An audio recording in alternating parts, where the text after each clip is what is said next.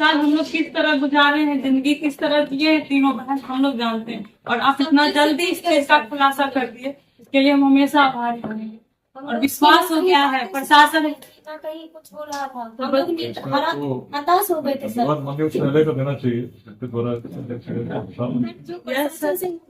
हम लोग नजरें फेर लिए थे, बहुत मेहनत की है, इसी का रिजल्ट है। सर धन्यवाद सर, आपको भी हम लोग सब भूल गए थे। हम लोग को लग रहा था कि प्रशासन हम लोग का कोई मदद नहीं करेगा, वहाँ आप खड़ा उतरे और इतना जल्दी इस सच तक गए। सर हमारे पास सच के सिवा कुछ नहीं था। आपका काम देखे तो हमें पूरा विश्वास हो गया कि सर अभी भी न्याय के लिए हम लोग। सर हम लोग का आर्थिक स्थिति इतना खराब था, हम लोग को बयान दीजिए ताकि न्यायालय सबूत सजाना। यस सर, हम लोग पूरा सबूत के पास सच के सिवा कुछ है ही नहीं। हम पूरा चाहेंगे कि हमारी जीत हो, हमें न्याय मिले। और सर आगे अगर सपोर्ट की जरूरत होगी तो हम आपको हमेशा याद करेंगे सर। धन्यवाद सर। Thank you sir.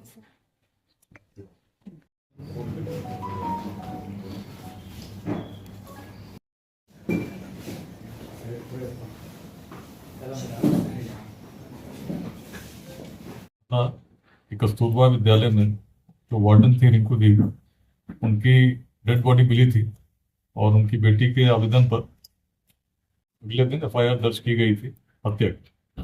इस मामले में पुलिस ने जब अनुसंधान किया, उसमें पुलिस ने इस मामले को आत्महत्या पाते हुए अंतिम प्रतिवेदन न्यायालय में समर्पित किया था, जिसे न्यायालय के द्वारा स्वीकार भी कर लिया गया। यही मामला जब उच्च न्यायालय में माननीय पटना उच्च न्यायालय के पास पहुंचा, तब माननीय उच्च न्यायालय ने इसमें अनेक संगतियां पाते हुए मामले का डी नोवो मतलब नए सिरे से फिर से अनुसंधान प्रारंभ करने का निर्देश मुझे दिया और मुझे एक एसआईटी को अपने हिसाब से चुनने का भी आदेश दिया। इस आलोक में एक एसआईटी गठित की गई, जिसमें मेरे साथ डीआईजी बेगूसराय शैलेश जी और 3 एसडीपीओ, जिसमें एसपीओ में डीएसपी अशोक झा, एसडीपीओ मुजफ्फरपुर अलय वत्स, एसडीपीओ बगहा निहार भूषण, इंस्पेक्टर अभिनव कुमार पटना और बेगूसराय से इंस्पेक्टर अमित भी साथ में जुड़े।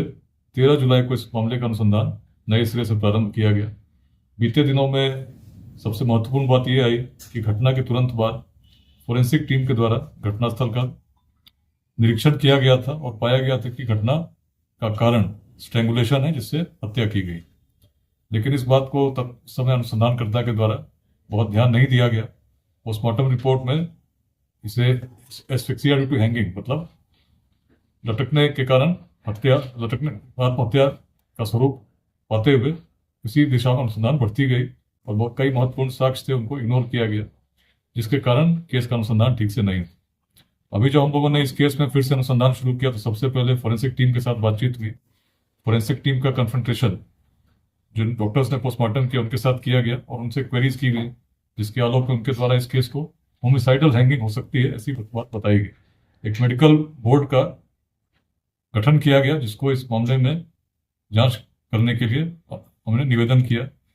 मेडिकल बोर्ड ने बताया कि इस केस को स्ट्रैंगुलेशन ऐसा हुआ है, इसको डिनाई नहीं किया जा सकता, जिससे कि हत्या की संपुष्टि हुई।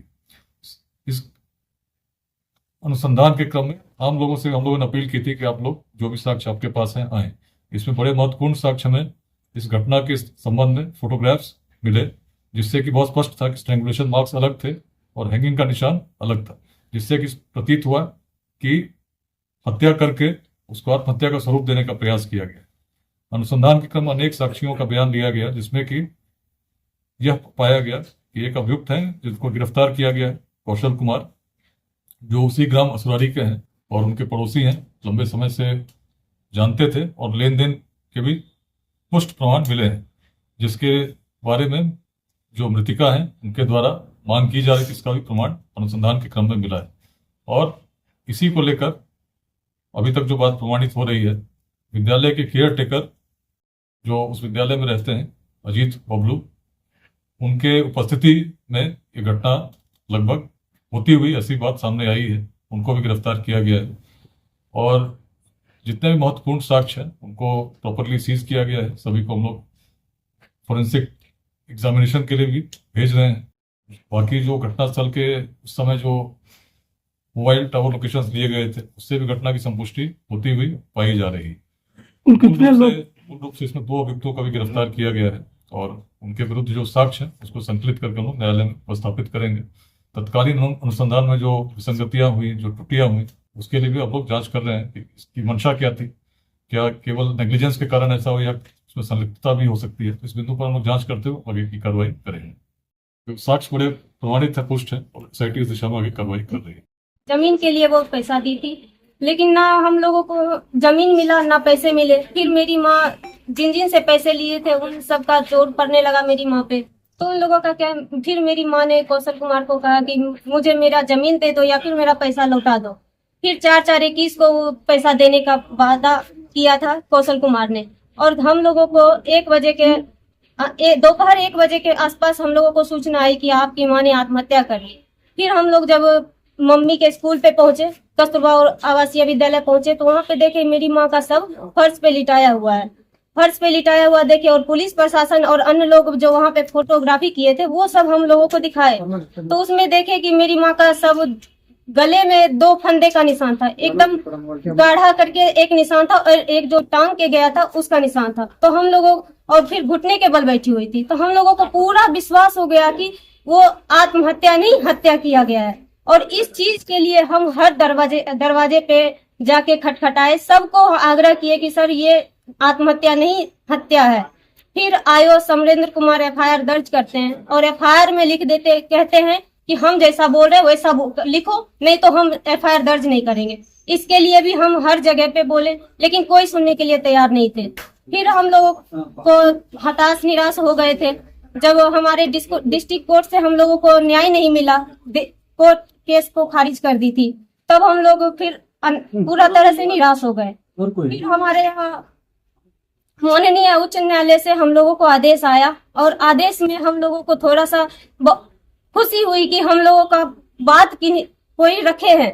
और उसमें सबसे बड़ा योगदान हमारी आकांक्षा मैम, एडवोकेट हाई कोर्ट की आकांक्षा मालवीय, उसके बाद हमारे संदीप साहिल सर हैं जिन्होंने हमारे लिए आवाज उठाया, और उसके बाद सबसे बड़ा योगदान और सहयोग हमारे IG विकास वैभव सर, SIT टीम, पूरे SIT टीम का सहयोग है, जिनमें IG विकास वैभव सर हैं, शैलेश कुमार सिन्हा सर हैं, और अभिनव सर हैं, अलय बट्स हैं।